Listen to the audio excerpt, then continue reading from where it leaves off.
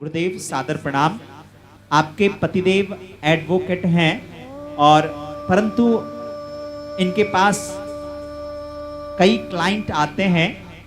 गुरुदेव, ऐसा ही सवाल अन्य कई लोगों का है कि वो किसी न किसी प्रोफेशन में हैं, कोई नया उन्होंने स्टार्टअप किया है, कोई वेंचर स्टार्ट किया है, उनके पास क्लाइंट भी बहुत हैं, लेकिन एट द एंड कोई काम नहीं करवाते, कोई बिजनेस कन्वर्ट नहीं होता है। गुरुदेव कृपया मार्गदर्शन करें। ओम नमः शिवाय। प्रश्न मुझे लगता है ये सार्वजनिक है। बहुत सारे लोग ऐसे हैं, कर तो रहे हैं।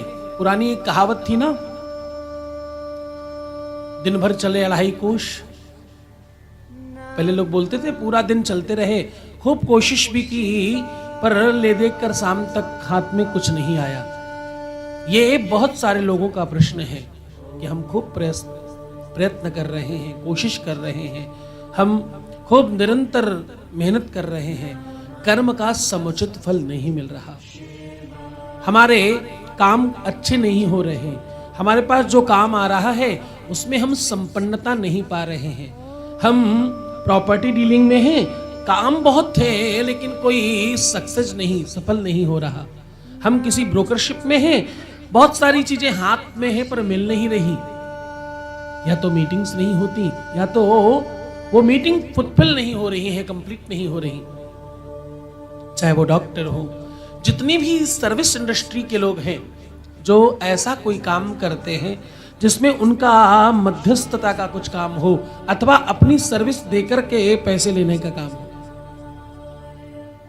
ऐसी स्थिति में आपका अपना बृहस्पति, आपका अपना शनि, ये दो ग्रह स्ट्रांग होने बहुत आवश्यक है। अगर ये दोनों ग्रह स्ट्रांग नहीं हो, ये दोनों के दोनों ग्रह बहुत प्रबल नहीं हो, तो आपकी मेहनत बहुत कारगर नहीं होती। हाथ में बृहस्पति और शनि बिल्कुल अगल बगल में होते हैं। पहली उंगली के ठीक नीचे बृहस्पति, दूसरी उंगली के ठीक नीचे शनि। ये अगर समकक्ष दोनों पर्वत, हस्तरेखा में इसे पर्वत के रूप में कहा जाता है। हस्तरेखा पर भी हमने 3 पुस्तकें लिखी हैं, आप सब जरूर उसका दर्शन करें।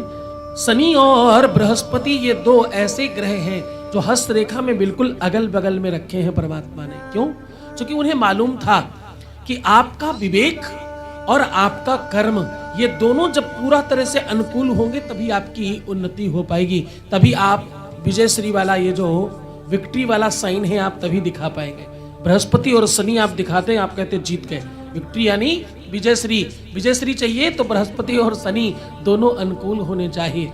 इसका दूसरा मानस भी है, बृहस्पति मतलब धर्म और शनि मतलब कर्म।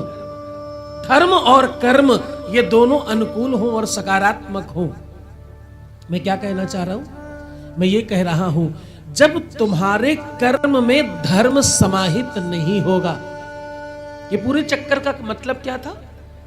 तुम्हारे कर्म में अगर धर्म का छौंक नहीं है तो स्वाद नहीं आएगा, टेस्ट नहीं आएगा।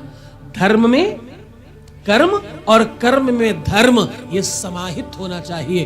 बृहस्पति और आपका शनि दोनों अनुकूल हो जाएंगे। तुम्हारे कर्म में धर्म को अंदर डालो।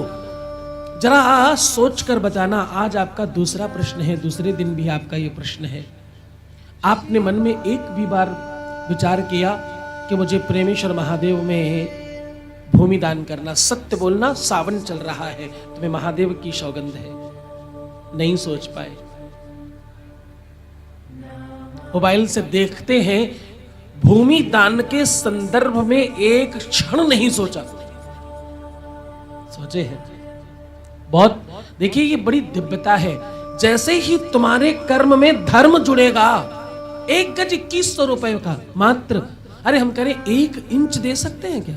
आधा इंच 1 सुई की नोक के बराबर कर सकते हैं क्या? इससे कम सामर्थ्य किसी की भी नहीं है। जैसे ही तुम्हारे कर्म में धर्म जुड़ जाए, अपनी छोटी सी दुकान पर एक गोलक लगाओ, उसमें महादेव के नाम पर रोज डालना शुरू करो। मैं सत्य कह रहा हूं, वो गोलक भी छोटी पड़ जाएगी और तुम्हारे घर का खजाना भी छोटा पड़ जाएगा। करके तो देखो। कर्म में धर्म डालो, फिर देखना वो धर्म तुम्हारे कर्म को बढ़ाएगा। वृक्ष इतना बड़ा हो जाएगा, खूब सारे फल लगेंगे। तुम्हारा घर छोटा पड़ जाएगा, तुम्हें महल बनाना पड़ेगा। कर्म अच्छा चाहिए तो धर्म अच्छा करो। हाँ, बोलो शंकर भगवान।